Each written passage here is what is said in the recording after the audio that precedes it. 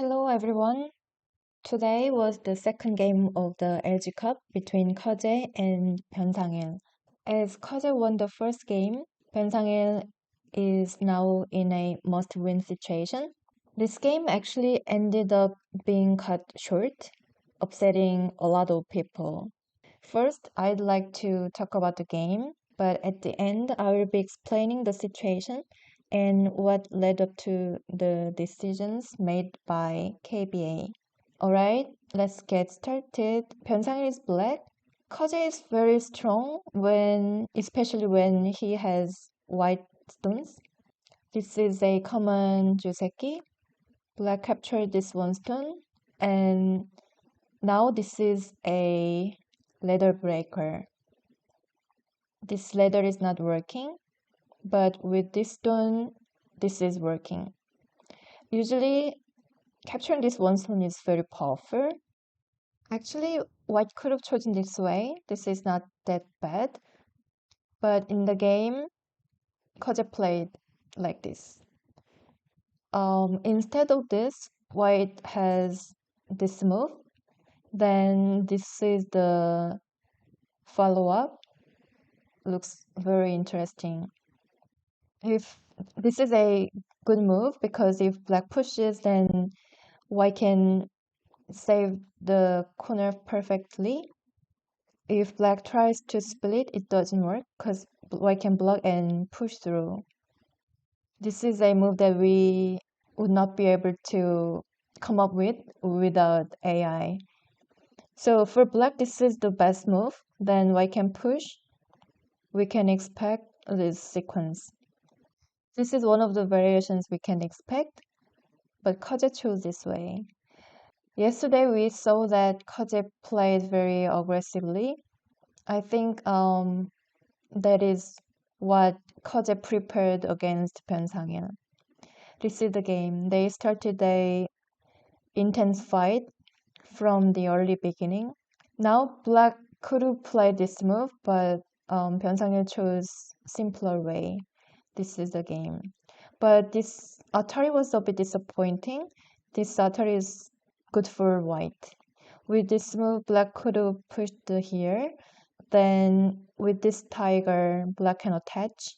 And then after this, black could have played like this. If white blocks here, then this is ready. If white connects, then now this Atari becomes more powerful.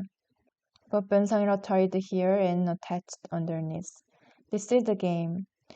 But when Byun Sangil played here, the game was paused at this point, and the referee stepped in to impose a 2-point penalty on Koje.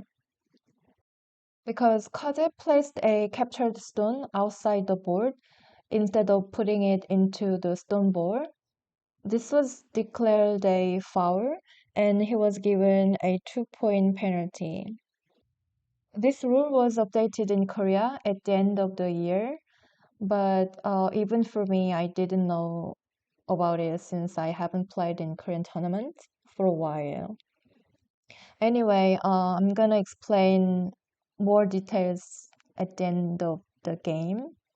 So after more than 30 minutes break, they came back and they resumed the game, but Koje got a 2-point penalty. So at this moment, black started leading by 2.5 points because of the penalty. Yeah, the game was pretty even before the penalty. Anyways, after coming back, black connected here, and when black pushed, Koje blocked here. It looked like Koje lost his mind at this point. With this move, this would have been normal, but Koje chose more aggressive move. Now Byun Sangil pipped here, but it was not that good. This is my opinion.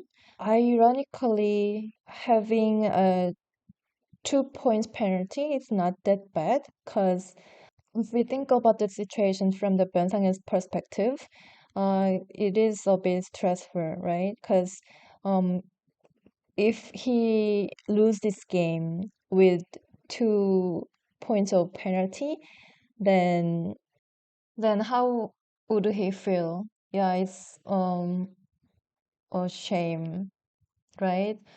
And 2 points difference is not is it could be not that big even for the top players. Um, yeah, that's my idea.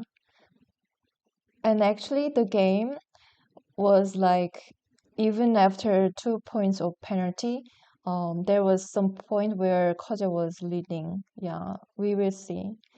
This Hane was a bit an overplay, but Byun Sangil couldn't punish it. He could have cut here right away and then extend here. If White reinforces this area, something like this, then Black can just descend here. If White answers, then Black can just save this group. Yeah, this fight was good for Black. The reason why this pip was not good, it was with this exchange, if we play like this, then with this move, White has this move. If Black answers, then White can come back here. Then this exchange is good for White. Without this exchange, Black can attach here. This is more forcing to reduce White's liberty. Yeah, this is a very powerful tactic for Black. But with this exchange, White gained more liberties. So, for example, if Black tries to reduce White's liberty, something like this, then White has more liberty. So that's why this pick was not that helpful for Black. This is very powerful because now Black cannot descend here. If White blocks here, then Black should be able to play this move. Otherwise, if Black plays like this, then White's outside is clean. So for Black, living with this shape is much better, right?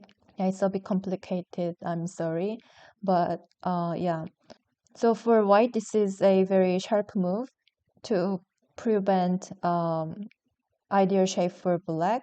But without this pip, Black was able to fight by playing here. But Byun-Sangil exchanged this first, though it became harder for Black to choose this way. So in the game, Byun-Sangil exchanged this and cut here. But Black couldn't extend here because White can exchange this first. Then, yeah, as I mentioned, White's shape is perfect here. White has no weakness because Black has no stone here. So White's outside is very strong. So that's why Byun-Sangil tried to push here and he tried to put more pressure on White's group. But when White extended here, Byun-Sangil played a bit passive move. Yeah, I think this is a kind of tricky move. Black could have played this way. This is a bit scary because this group is not alive, but Black could have played like this. White cannot attack this group easily because Black can reduce White's liberty. So probably White should go like this, then White can escape. White should escape, then Black can save this group. This would have been much better for Black.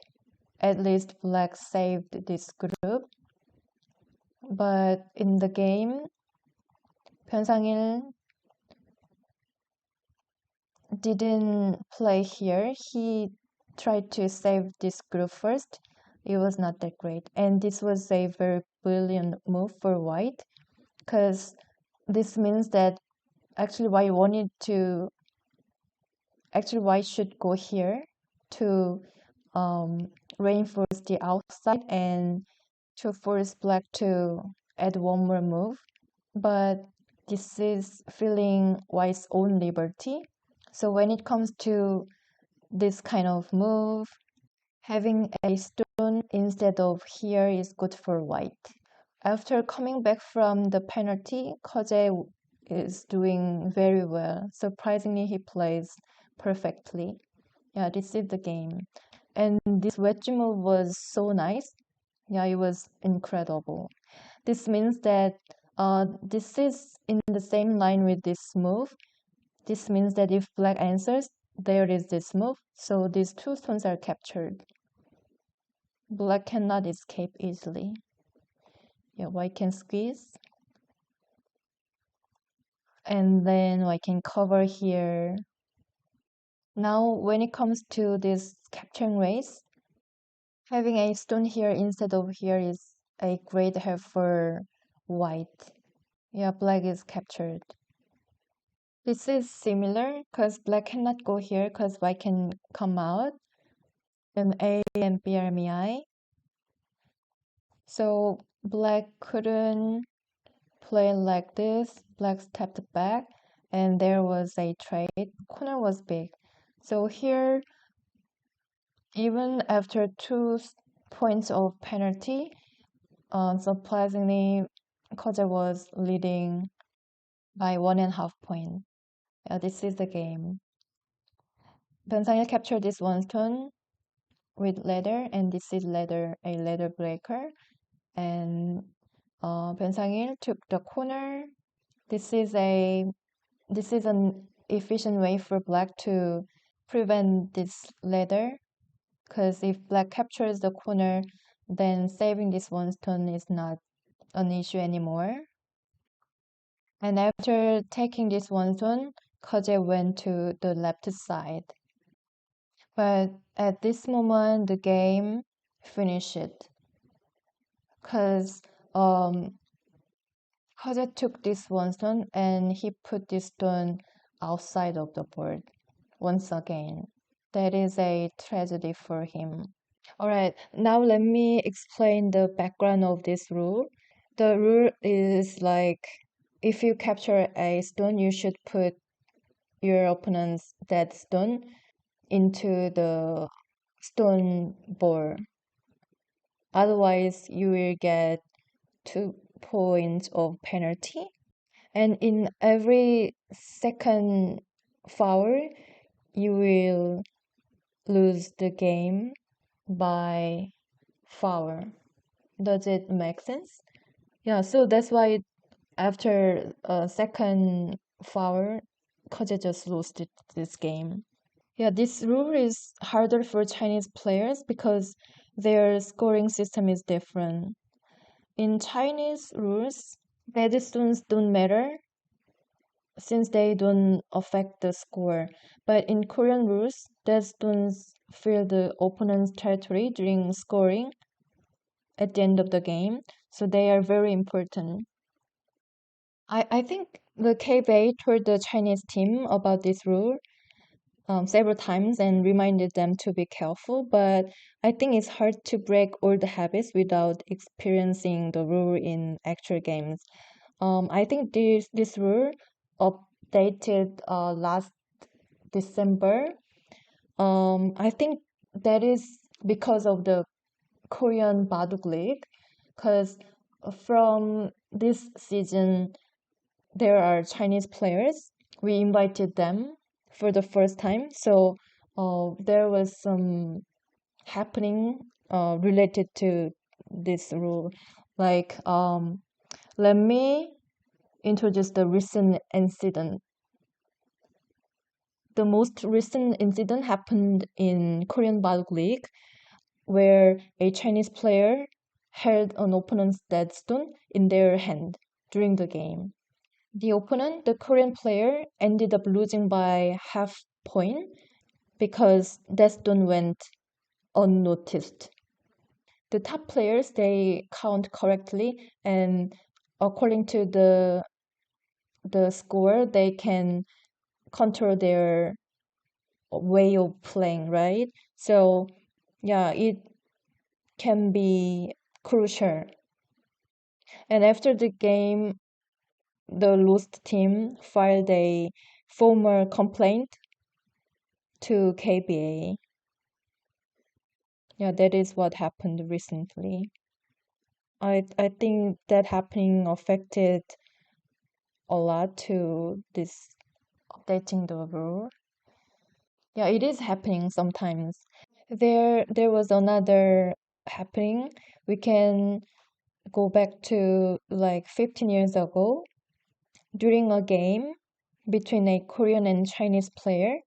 The Chinese player is quite often happening when Chinese player take a stone from the opponent, they just give it back to their opponent. That kind of behavior indicates resign in Korea, right? But it happens a lot. So it happened. He gave the dead stone back to his opponent, and the game ended. However, after the game, when the Korean player won by a half point, the Chinese player claimed like I returned one stone before. Give me the one stone. Yeah, he said something like that. But the Korean player argued that they had finished the game without counting the dead stone as a dead stone. Putting a dead stone in a certain place is quite important than we might um, think, right? And there was another happening. It was a Japanese tournament. This game was also between a Korean and Chinese player. The Korean player, thinking they were in a clearly advantageous position, and played casually to finish the game. However, during scoring, the Chinese player surprised everyone by pulling out a pile of dead stones they had placed on the table, hidden between the board and themselves, so that their opponent couldn't see. Oh my God. So, yeah, at some point, it makes sense. The background, we had to um, add this rule, but at some point, I think it would be difficult for Chinese players to adjust because their rule is different. And especially for this game, when they played semifinals, there was no this rule, right? That could be an issue as well. All right, what you guys think about this happening? Thank you for watching. If you enjoyed my video, please give me a like and please leave a comment. It means a lot to me. Thank you. Bye.